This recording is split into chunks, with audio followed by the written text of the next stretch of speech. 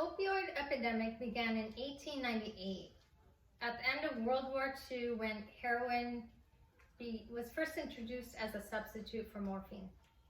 By 1990, hospitals were overrun by addicts and were forced to open addiction centers all throughout the nation.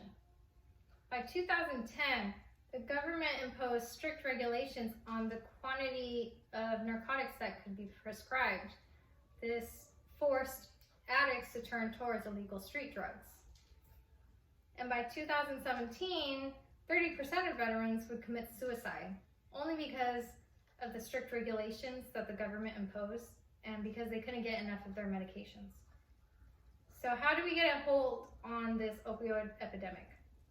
Today I'm going to prescribe to you why narcotics should be prescribed alongside combination therapy. First, we're going to look at the problem, investigate a couple of actions, and then I'm going to provide you with a preview of what the future may look like. First, let's jump into the problem. Now, everybody knows that there's no two snowflakes look alike, just like there's no two cancer patients that are identical. So why wouldn't you treat drug addicts with the same perspective? According to the Daily Beast on May 9, 2019, not all drug addicts are the same. There is no one-size-fits-all type of treatment. And just because there's a 12-step program that works for one, might not work for another. Now, drug addiction is basically the misuse of medications. According to the Daily News on December 30th, 2017, drug addiction is not just an addiction of the body, but it's also a disorder of the brain. Statistics show that users will have less than 30% chance of recovery if they aren't prescribing proper medication. It's the same as if you were diagnosed with high blood pressure. Your doctor tells you to diet and exercise, but he doesn't give you any blood pressure medicine. Now, another problem, according to New York Times on February 9, 2019, is that the doctors who were under scrutiny from the government began to taper down the quantity prescribed, or they'd simply quit prescribing altogether. This led to drug addicts not getting enough of their pain medication to cover a 30-day supply, and so they would in turn look towards street drugs to get their fix. The end result was an increased death rate related to drug overdose.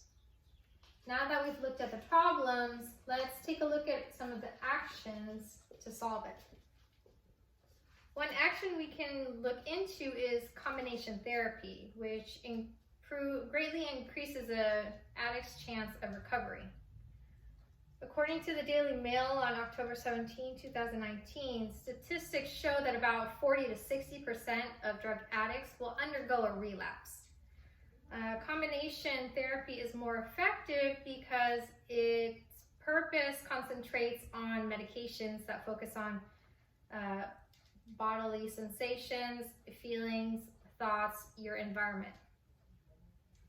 Another action we can take a look into is to understand that regardless of what drugs being prescribed, all drugs can be abused.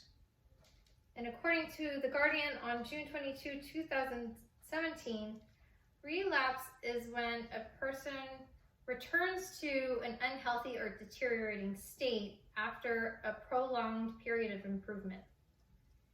Now, the steps and actions to take towards recovery could include medication, counseling, recovery meetings, family and social support, and then making healthy lifestyle choices. Now that we've investigated the actions, let me provide you a preview of what the future may look like. So moving forward, let's focus on what works. One way you can look at it is to discuss the risks and benefits with a patient before prescribing any medications. According to the Targeted News Services on March 20th, 2019, withholding or failing to provide medication is the same as denying medical treatment altogether. you've got to take a look at the potential risks, which can include overdose, infectious disease, trauma, and then suicide. But you've also got to look at the potential benefits, which is being drug-free, living a clean and healthy lifestyle, and establishing good relationships. So there's a reason why the FDA approves certain medications, because their benefits outweigh the risks.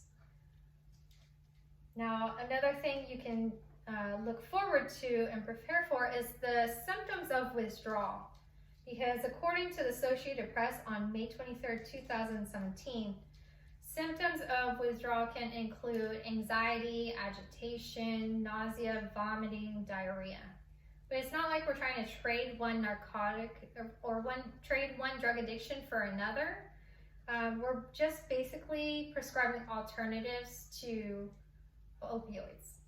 These can include medications like buprenorphine, naltrexone, and methadone.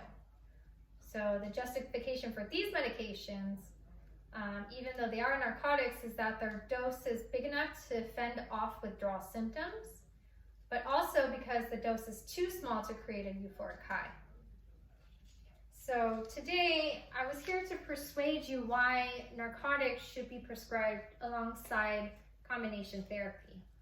First, we took a look at the problems, investigated a couple of actions, and then gave you a preview of what the future may look like. So next time you see a drug addict on the street, don't automatically jump to conclusions. Even patients with chronic pain deserve compassion.